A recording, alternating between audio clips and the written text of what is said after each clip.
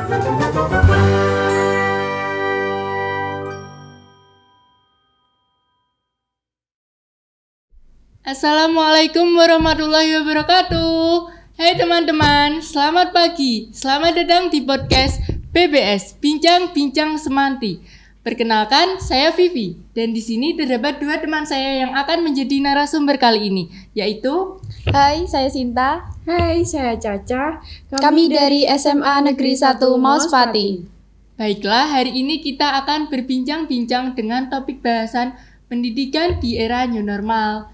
Nah, sebelum kita masuk dalam topik bahasan kali ini, sudah hampir 2 tahun ya kita berada dalam kondisi pandemi, sehingga aktivitas tidak bisa berjalan seperti biasanya. Ditambah lagi dari data yang terdapat di website covid19.go.id juga, kemarin pada bulan Juli sempat terjadi kenaikan angka COVID-19 yang sangat-sangat drastis. Dan alhamdulillah, beberapa bulan terakhir ini sudah mengalami penurunan yang juga sama-sama drastis sehingga kita bisa beraktivitas kembali di era new normal. Ngomong-ngomong soal new normal, kita kan sudah sering mendengar istilah new normal ya. Kalau menurut kalian, arti dari new normal sendiri itu apa? New normal yaitu kebiasaan baru yang kita terapkan setelah adanya pandemi COVID-19. Seperti kita harus selalu memakai masker, sesering mungkin mencuci tangan, menjaga jarak, dan sebisa mungkin menghindari kerumunan. Oke, jadi memakai masker adalah hal yang sangat penting ya tentunya di era new normal ini.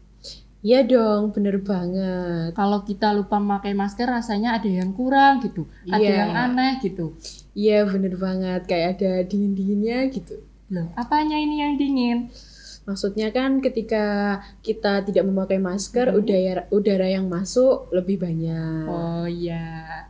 Terus selama pandemi kemarin kan pembelajaran dilakukan secara daring, sehingga kita harus menggunakan aplikasi-aplikasi penunjang pembelajaran seperti WhatsApp, Google Classroom, Zoom, Google Meet, dan tentunya masih banyak lagi lah.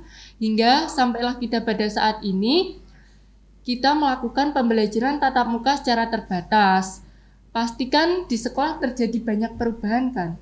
Yang kalian rasakan perubahan-perubahan itu apa? Banyak banget sih perubahan yang ada. Salah satunya adalah pengecekan suhu ketika kita datang di gerbang sekolah. Kemudian adalah wastafel yang ada di setiap depan kelas. Dan juga hand sanitizer yang ada di dalam ruang kelas yang direfill setiap 2 minggu sekali. Juga pembelajaran tatap muka secara terbatas 50% ganjil dan genap. Oh, tadi Caca bilang pembelajaran masih berlangsung 50%. Berarti masih punya waktu ya untuk daring di rumah? Iya, benar banget.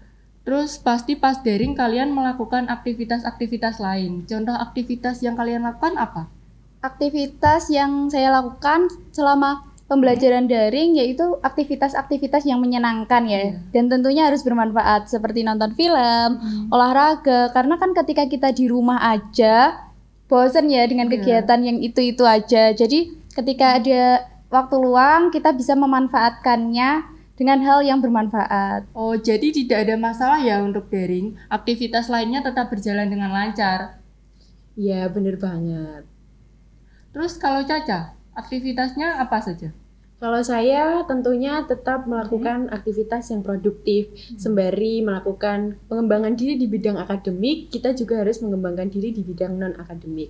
Kalau saya contohnya adalah mengikuti diklat para layang di Gunung Gede Tatung Ponorogo. Di sana banyak sekali pelajaran yang bisa diambil. Iya.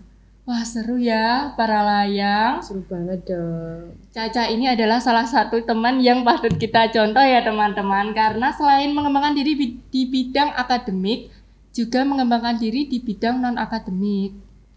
Terus nih, ketika pembelajaran daring kemarin pasti kalian merasakan kelebihan atau kekurangan. Terus kelebihan atau kekurangan yang kalian rasakan apa saja? Pastinya ada kelebihan dan kekurangan ketika pembelajaran daring. Tapi menurut saya lebih banyak kekurangan daripada kelebihannya. Misal,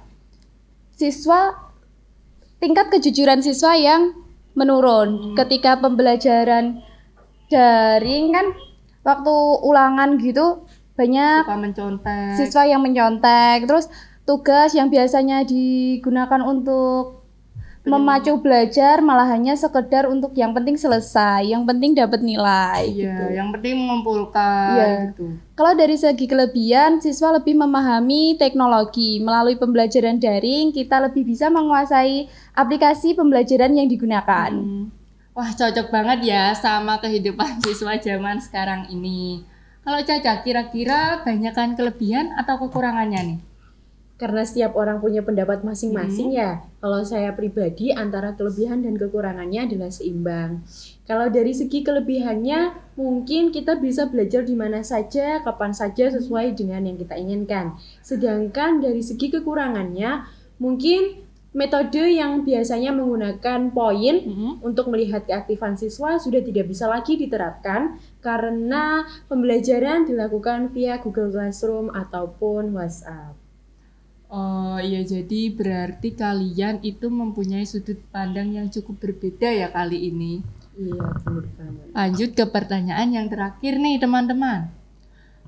Beberapa bulan terakhir ini sudah dilakukan pembelajaran tatap muka secara terbatas, sehingga pasti kita bertemu dengan teman-teman, kita ngobrol-ngobrol gitu. Terus kadang kita lupa untuk memakai masker sehingga bisa memicu terjadi angka kenaikan virus COVID-19 kembali. Sehingga kita memerlukan upaya untuk mencegah hal itu terjadi ya. Jadi upaya kalian untuk mencegah hal itu terjadi apa saja? Upaya dari saya yaitu selalu mentaati protokol kesehatan. Karena kadang ketika temen ngobrol itu malah mencopot masker, lupa menjaga jarak. Jadi yang penting kita selalu taat protokol kesehatan. Iya. Kalau Caca? Kalau aku, salah satu upayanya adalah ketika setelah kita pembelajaran di sekolah langsung pulang ke rumah, tidak main kemana-mana, apalagi berkumpul dan menciptakan kerumunan. Itu adalah upaya untuk menjaga diri kita dan orang-orang di rumah dari jangkitan COVID-19. Pasti mempunyai upaya tersendiri ya kalian. Nah, baiklah, terima kasih atas waktunya untuk Caca, untuk Sinta. Tunggu dulu, kita ada pantun nih buat kalian. Wah, boleh-boleh buat penyemangat untuk kita semua ya, silakan. Ada kucing dikejar tupai, kucing lompat ke pohon talas. Rajin belajar pangkal pandai, semangat terus jangan malas. Pergi ke Bali membawa tomat, berjalan lurus menuju pegunungan. Jangan pernah patah semangat, ada hati yang harus diperjuangkan. Wah, hadiahnya siapa nih? Nantinya orang tua dong pastinya. Wah, mantap sekali ya pandunnya. Baiklah, terima kasih untuk Caca, terima kasih untuk Cinta. Pokoknya buat kalian semua jangan lupa untuk selalu mentaati protokol kesehatan. Selalu memakai masker, selalu menjaga jarak, selalu mencuci tangan pakai sabun, dan jangan lupa untuk membawa hand sanitizer kalau kalian pergi. Baiklah, sekian podcast kali ini. Terima kasih atas waktunya. Sekian, wassalamualaikum warahmatullahi wabarakatuh. Sampai jumpa.